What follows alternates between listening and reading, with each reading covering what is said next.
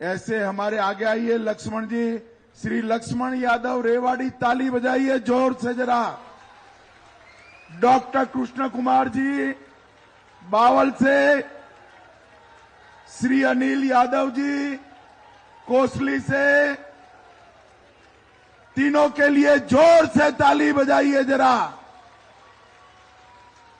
भाइयों बहनों, ये तीनों प्रत्याशियों को प्रचंड बहुमत से जिताकर हमने चंडीगढ़ भेजना है। ये बात हम सबको याद रहनी चाहिए। बैठिए भाई साहब। आज सबसे पहले मोती चौक घंटेश्वर मंदिर को प्रणाम कर कर मेरी बात की मैं शुरुआत करता हूं। रेवाड़ी आया हूं तो सन 57 की क्रांति के महानायक हरियाणा के ही सुपुत्र श्री राव तुलाराम जी को उनकी देश के लिए किए हुए कामों के लिए प्रणाम करता हूं। भाइयों बहनों, ये हरियाणा की भूमि बलिदान और वीरता की भूमि है।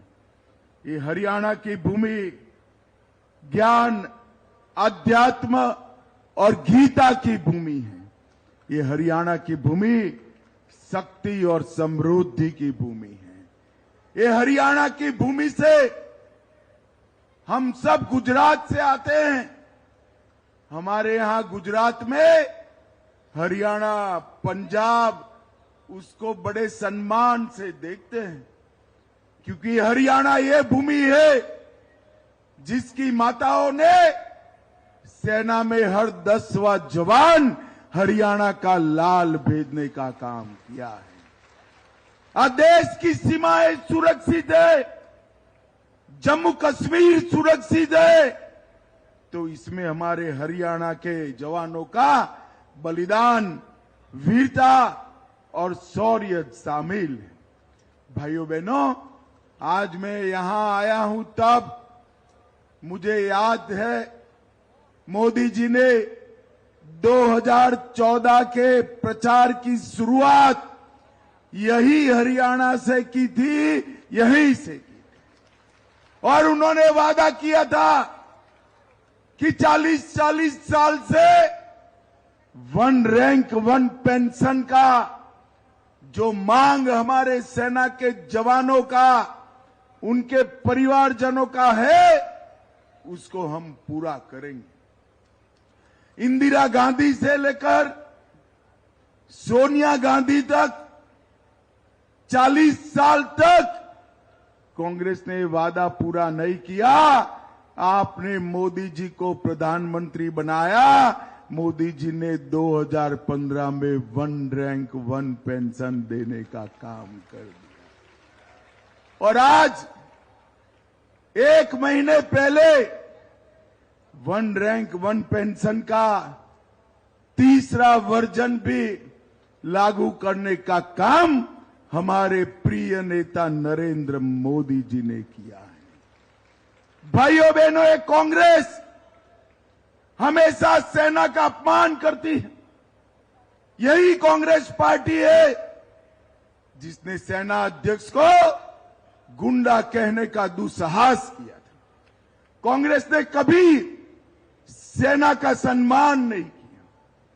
उन्होंने भ्रांतियां फैलाने का काम, अभी एक भ्रांति फैला रहे हैं कि अग्निवीर से जो बच्चे वापिस आएंगे वो बच्चों को वैसे ही छोड़ दिया जाएगा। हरियाणा वालों, मैं आज आपके बीच में वादा कर कर जाता हूं, हरियाणा का एक भी अग्निवीर पेंशन वाली नौकरी के बगैर नहीं रहेगा। ये भारतीय जनता पार्टी का वादा। भारत सरकार और हरियाणा सरकार मिलकर जितने भी अग्निवीर आएंगे वो सभी को पक्की पेंशन वाली सरकारी नौकरी देने का नरेंद्र मोदी जी का निर्णय है।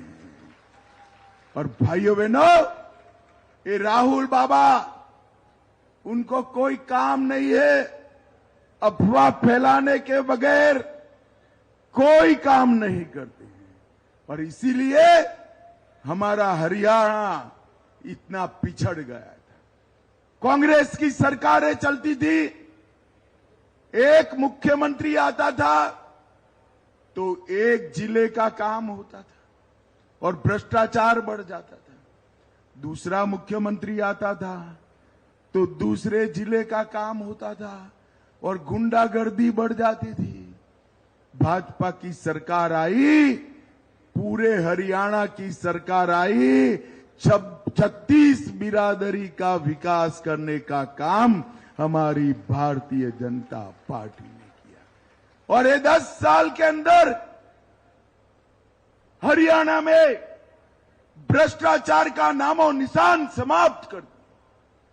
कांग्रेस की सरकारें थी, कट, कमीशन और करप्शन से चलती थी। डीलर, दलाल और दामादों का राज चलता था। भाजपा सरकार में ना डीलर बचे, ना दलाल बचे, दामाद का तो सवाल ही नहीं है। हमने भ्रष्टाचार मुक्त शासन देने का वादा हमारा निभाया है। भाइयों बहनों, कांग्रेस पार्टी राहुल बाबा को अभी किसी एनजीओ ने पकड़ा दिया है कि एमएसपी बोलने से वोट मिल जाएंगे। राहुल बाबा, एमएसपी का फुल फॉर्म मालूम है क्या आपको? एमएसपी किसको कहते हैं मालूम है क्या? खरीफ का क्रॉप कौन सा है, रबी का कौन सा है, कुछ मालूम है क्या? भाइयों बहनों, मैं आज यहां से इस मंच से सवाल पूछना चाहता हूं। पूरे देश भर में कांग्रेस की सरकारें जो चल रही है वो एमएसपी के नाम पर किसानों के सामने झूठ बोलने का बंद करिए। भारतीय जनता पार्टी हरियाणा की सरकार मिनिमम सपोर्ट प्राइस पर 24 क्रॉप खरीद रही है, 24 के 24 क्रॉप खरीद रही है। हरियाणा में कांग्रेस के नेता एक बार बता दे, देश में आपकी कौन सी सरकार 24 के 24 क्रॉप खरीदती है? भाइयों बहनों, ये भारतीय जनता पार्टी है। किसान को अपने खेत में जो बोना है वो बोए, उसको खरीदने का काम भारतीय जनता पार्टी की सरकार करती है। कांग्रेस की सरकार थी, धान का दाम 1310 रुपया था, अभी 2300 रुपया हुआ। और हरियाणा वालों, कमल फूल की सरकार बना दो, आपका धान 3100 रुपये खरीदने का काम हम करेंगे। ये बाजरे का प्रदेश है, यहां पर बाजरे की एमएसपी 1250 थी, 1250। और नरेंद्र मोदी जी ने बाजरे की एमएसपी 2625 करने का काम किया है, 2625। अरे हुड्डा साहब, आपकी सरकार थी तब बाजरा नहीं खरीदते थे, राजस्थान में आपकी सरकार थी वो भी नहीं खरीदते थी। वो राजस्थान का बाजरा हरियाणा में आकर राजस्थान के किसान बेचते थे, क्योंकि यहां हम एमएसपी पर लेते थे। गेहूं की एमएसपी 1400 रुपया थी, हमने गेहूं की एमएसपी को 2275 रुपयों तक करने का काम भारतीय जनता पार्टी ने किया। और सरसों जो 3050 रुपये पर थी, उसको 5650 रुपया करने का काम ये भारतीय जनता पार्टी ने किया। और मैं आज कांग्रेस वालों को चैलेंज लगाकर जा रहा हूं, आपके शासन में जब यूपीए की सरकार थी, सोनिया मनमोहन की सरकार थी, 10 साल में कितना धान, कितना गेहूं खरीदा, इसका हिसाब लेकर भेजिए। हमारी ये डॉक्टर बहन जिला अध्यक्ष को मैं भेज दूंगा, 2-2 हाथ हो जाए। आपने हमसे आधा भी धान नहीं खरीदा। कर्नाटक और तेलंगाना में आपकी सरकार है, एमएसपी पर कितना खरीदते हैं वो बताइए जरा। अरे हुड्डा साहब, आपकी सरकार को किसान 2 रुपये मुआवजे वाली सरकार कहते थे, क्योंकि आपके समय में अगर बेमौसम बारिश आई, ज्यादा बारिश आई, तो बर्बाद फसल के लिए 2-2 रुपये के चेक भेजे जाते थे, 2-2 रुपये के चेक। ये जमाना नहीं है। भारत भाजपा सरकार ने किसानों को मुआवजे में देने की रकम में अनेक गुना बढ़ती की है। ये रेवाड़ी वालों, मुझे जरा गंभीरता से बताना, मैं कुछ पूछने आया हूं और मेरे मन से लगा हुआ सवाल है, इसलिए पूछना चाहता हूं। ये जम्मू कश्मीर हमारा है या नहीं है? जरा जोर से बोलो, है या नहीं है? वहां से धारा 370 हटनी चाहिए थी या नहीं हटनी चाहिए? ये राहुल बाबा अभी वहां जाकर कह कर आए हैं कि हम धारा 370 वापिस लाएंगे। राहुल बाबा, राव तुलाराम की भूमि से कहकर जाता हूं, आप तो क्या, आपकी तीसरी पीढ़ी भी 370 वापिस नहीं ला सकती।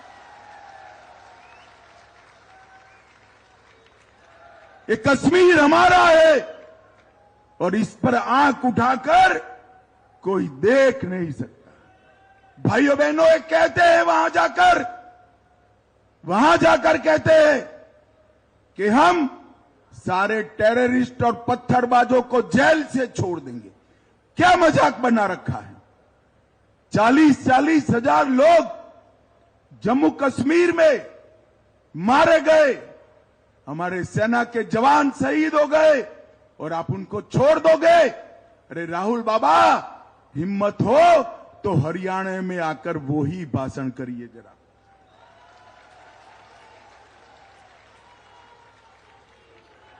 कश्मीर में एक भाषण, हरियाणा में दूसरा भाषण, वहां नेशनल कॉन्फ्रेंस के साथ बैठकर कहते हैं कश्मीर में तिरंगा नहीं, दूसरा झंडा लगाएंगे। मैं कह देता हूं राहुल बाबा, अब वो जमाना गया। मोदी जी का शासन है, कश्मीर में फहरेगा तो हमारा तिरंगा फहरेगा और कुछ नहीं। ये कांग्रेस पार्टी वोट बैंक की लालच में तुष्टीकरण पर करने में लगी है। उनको राम मंदिर बने वो भी पसंद नहीं। संसद में खड़े रहकर मखौल उठाते कि अयोध्या के विचार को हमने पराजित कर दिया। राहुल बाबा, क्या बोल रहे हो? आपकी 4 पीढ़ियों ने रामलल्ला को टेंट में रखा था। भगवान भला करे नरेंद्र मोदी का, इन्होंने भव्य मंदिर बनाने का काम किया। हरियाणा वालों, रेवाड़ी वालों, मुझे बताओ, अयोध्या में राम मंदिर बना अच्छा हुआ या नहीं हुआ? जोर से बोलो, हुआ या नहीं हुआ?